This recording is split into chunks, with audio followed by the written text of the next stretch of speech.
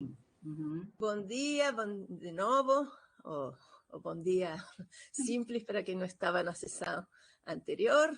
Aqui estamos na defesa do trabalho de conclusão de mestrado da Sofia Rocco Steinbach Rocha, e o título do trabalho é o papel da sociedade civil na política externa para mulheres no Brasil, atuação internacional do Conselho Nacional dos Direitos da Mulher.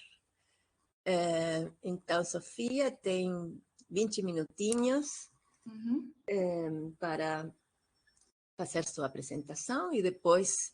Bom, como eu tinha apresentado já a banca na vez passada, aqui nos acompanha a banca a professora Brena Fernandes, do Departamento de Economia e Relações Internacionais, e Núcleo de Economia Feminista, e a professora Débora de Carvalho Figueiredo, do Departamento de Línguas Estrangeiras, e que também faz parte do Instituto de Estudos de Gênero, do Programa Interdisciplinar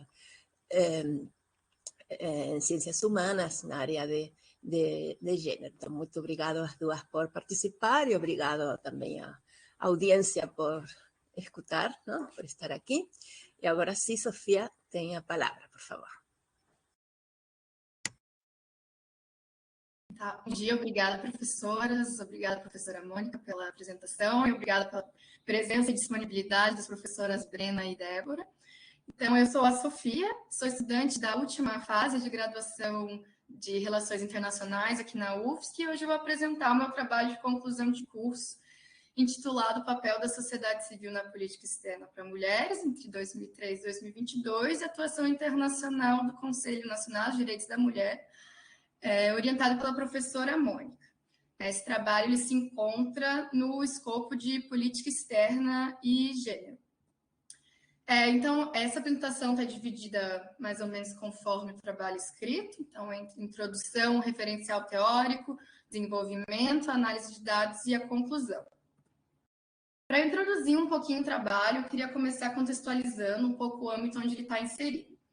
Então, ao se tratar de política externa, a gente pensa muitas vezes de maneira generalizada que o Ministério das Relações Exteriores é o principal e muitas vezes o único ator responsável pela formulação de política externa. Contudo, com a globalização, com a democratização, passou a se ter uma maior demanda social nas tomadas de decisão nessa política, o que levou à interação de atores tradicionais, como os diplomatas, e não tradicionais, como a sociedade civil e os seus movimentos, a exemplo do movimento feminista. Então, mais especificamente sobre esse movimento, no Brasil e na América Latina, ele foi consolidado a partir da resistência contra as ditaduras. E isso fez com que se concretizasse um espaço de articulação entre a sociedade civil e o Estado. Nessa linha, o Brasil assumiu uma série de compromissos internacionais contra a violência e discriminação da mulher, atendendo às demandas desse movimento. Então, desenvolveu-se a participação brasileira nessa área na política externa, que se tornou mais pluralista, mais participativa e mais democrática, principalmente uma vez adotada a Constituição em 88. Nacionalmente, também teve-se comprometimento na elaboração de políticas com o estabelecimento de dois órgãos, o Conselho Nacional de Direitos da Mulher, em 1985, o CNDM, que é um órgão formado por organizações da sociedade civil, e a Secretaria de Políticas para a Mulher, a SPM, hoje Secretaria Nacional de Políticas para a Mulher, que é uma entidade governamental que institucionaliza o feminismo no aparelho estatal.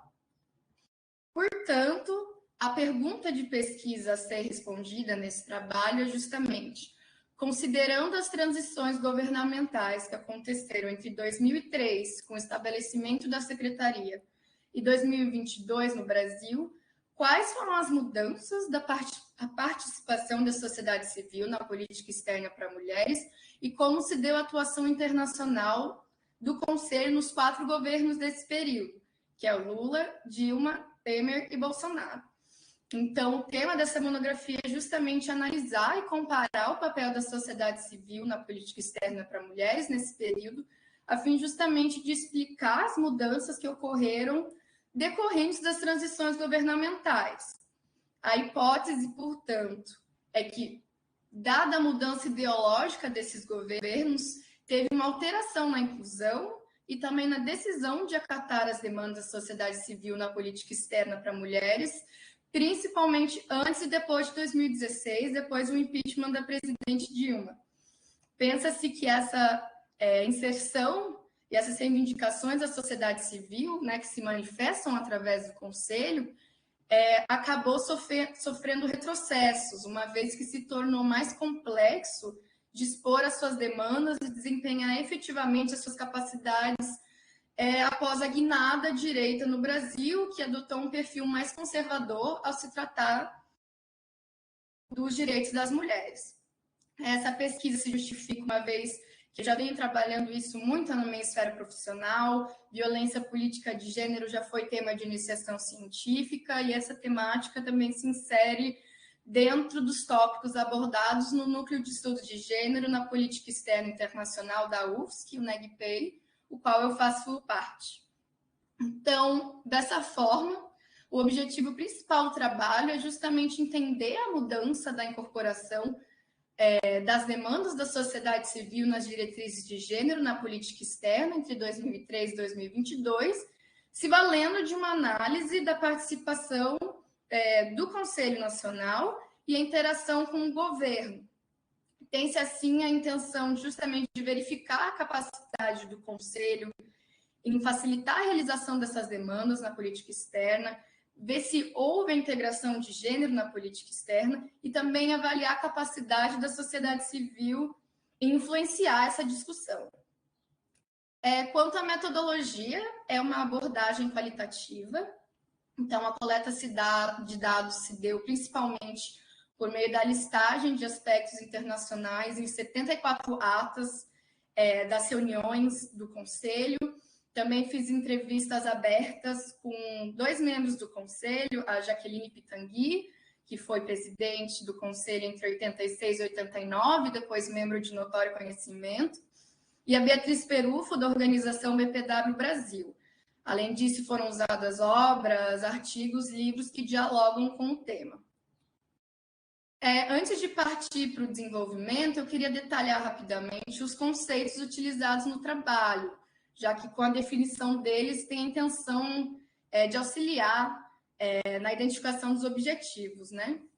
Então, primeiramente, o feminismo de Estado, que é um conceito aprofundado por McBride e Mazur, se refere à atividade das ativistas feministas que trabalham e fazem parte do aparato estatal.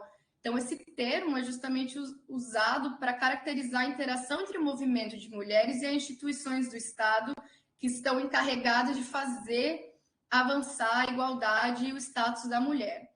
E essa articulação se dá por meio do papel das femocratas, que são agentes individuais que defendem políticas e atuam em determinadas agências do Estado para fazer avançar essa agenda feminista junto a ele. Outro conceito utilizado é o de triângulos feministas, que é de Holly, Vargas e Weringa. Esses triângulos descontam com a articulação de 3 atores que agem sobre a temática de gênero, que é o movimento de mulheres, as políticas feministas e as femocratas no nível nacional. E elas traduzem essas questões políticas e conseguem apoio nessa agenda. Então, a relativa eficácia com que os interesses das mulheres são protegidos é explicada pela dinâmica desses 3 atores. E, por fim, eu gostaria de destacar o conceito de horizontalização da política externa, de Milane Pinheiro, uma vez que, a partir da redemocratização, principalmente, passou a se contar com um processo de horizontalização que é usado para discutir essa democratização política e o engajamento cívico nessa instância. Então, essa horizontalização se refere igualmente à pluralidade de atores no processo de participação da PEB, e não somente os atores tradicionais. Então, tendo tudo isso em vista, para desenvolver um pouco mais o trabalho, eu gostaria de apontar um pouco sobre o movimento feminista e a elaboração de políticas voltadas aos direitos das mulheres. Então, retomando o que foi apontado anteriormente, o final do século XX foi justamente marcado pelo fenômeno de globalização, pela redemocratização na América Latina, e isso permitiu que se incluísse os movimentos civis nas tomadas de decisão. né? Essa globalização e todo esse contexto permitiu que se internacionalizassem os movimentos, inclusive o movimento feminista. E isso levou ao nascimento de maior número de organização de mulheres, de ONGs, que participaram nas conferências internacionais da época que abordaram os direitos humanos das mulheres, e devo dar destaque às conferências da ONU da década de 90. Então, teve essa internalização do movimento feminista que acabaram formando redes internacionais que atuam ainda em prol dos direitos das mulheres, e isso permitiu esse desenvolvimento, permitiu que as demandas das mulheres penetrassem nas instituições do Estado. Nacionalmente, essas demandas também foram institucionalizadas no Brasil. A ideia de um órgão voltado à inclusão da sociedade civil, que é o Conselho Nacional de Direitos da Mulher, essa ideia começou a se formar na década de 80, junto com a redemocratização brasileira. E em 85, esse foi o tema principal do 7º Encontro Nacional Feminista, em Belo Horizonte. E a partir desse debate foi proposta a criação do órgão, né? Contudo, o governo estava tentando construir o conselho de uma maneira que foram consideradas antidemocráticas pelas feministas, e uma vez que elas desejavam uma participação ativa e direta nesse conselho. E elas conseguiram, então assim se estabeleceu o Conselho Nacional de Direitos da Mulher, que está vinculado ao Ministério da Justiça. Além disso, o Conselho teve uma participação bastante importante na elaboração da Constituição. O Conselho conduziu uma campanha chamada Constituinte para Valer Tem que Ter a Palavra de Mulher, para incluir direitos das mulheres dentro do texto constitucional. Em 86, inclusive, elas enviaram a Carta das Mulheres Brasileiras ao Congresso. Elas fizeram, principalmente entre 87 e 88, toda uma articulação que ficou conhecida como Lobby do Batom, e onde elas puderam dialogar com o Congresso, com a mídia, justamente para incluir esses direitos na Constituinte, que acabou dando muito certo. Além disso, em 2003, foi criada a Secretaria de Políticas para a Mulher, que foi a principal agência federal de políticas para as mulheres, só que, ao contrário do Conselho, a Secretaria é uma entidade governamental que institucionaliza o feminismo no Estado, e é um avanço democrático e é um vetor de diálogo sobre o tema, porque é uma representação oficial de políticas para as mulheres. Então, esses aspectos, a internacionalização do movimento e a institucionalização das demandas por meio da Secretaria do Conselho, moldaram a atuação internacional do Brasil em matéria de direitos das mulheres. Essa atuação internacional, com certeza, se fortaleceu após a redemocratização. O Brasil teve um caráter muito progressista ao se tratar de direitos humanos. Sobre os direitos das mulheres, tem que dar muito destaque à Conferência de Beijing, em 95, que teve uma participação significativa da sociedade civil nos bastidores, mas foi somente sob o mandato do Partido dos Trabalhadores, do PT, que houve uma maior sensibilidade sobre o tema. A principal mudança desse período foi justamente que as posições internacionais do governo brasileiro e do movimento feminista, eles estavam em muita sintonia. Além disso, acho importante destacar que o próprio Conselho tem atuação em projeção internacional. Foi criada em 2008 a Câmara Técnica de Assuntos Internacionais, que é um órgão formal justamente para lidar com a política externa sob a orientação das conselheiras, e o Conselho justamente fez parte de vários episódios na agenda internacional brasileira, acompanhando justamente o trabalho legislativo, como, por exemplo, a presença na Comissão sobre a Situação das Mulheres, a CSW, ou nas reuniões especializadas de mulheres no âmbito do Mercosul. Todavia, houve uma quebra de paradigma a partir de 2016, uma vez que o Brasil passou a se valer de um viés mais conservador a se tratar dos direitos das mulheres, né? Nos fóruns internacionais, os posicionamentos se tornaram mais conservadores, principalmente a se tratar sobre direitos sexuais e reprodutivos, e foi um posicionamento igualmente adotado pela Secretaria, o que acabou gerando impasses entre a Secretaria e o posicionamento defendido pelas conselheiras. Esses aspectos a gente vai verificar agora um pouco mais a fundo na análise de dados. Então, nessa análise dos dados, eu fiz uma comparação entre os 4 governos abordados e a participação do Conselho em cada um deles. Eu acho bastante importante destacar que o Conselho, como ele é um órgão de políticas públicas formado por organizações da sociedade civil, sempre vai ter um embate com o governo, independentemente de qual ele seja, porque ele é uma entidade fiscalizadora, né? Então, ele exerce um controle social. Então, qualquer seja a orientação política do governo, é normal que haja resistência em alguns temas, porque o Conselho tem essa função de contestador, né? Contudo, a intensidade a qual o governo decide acatar as demandas da sociedade civil varia muito de um governo para o outro.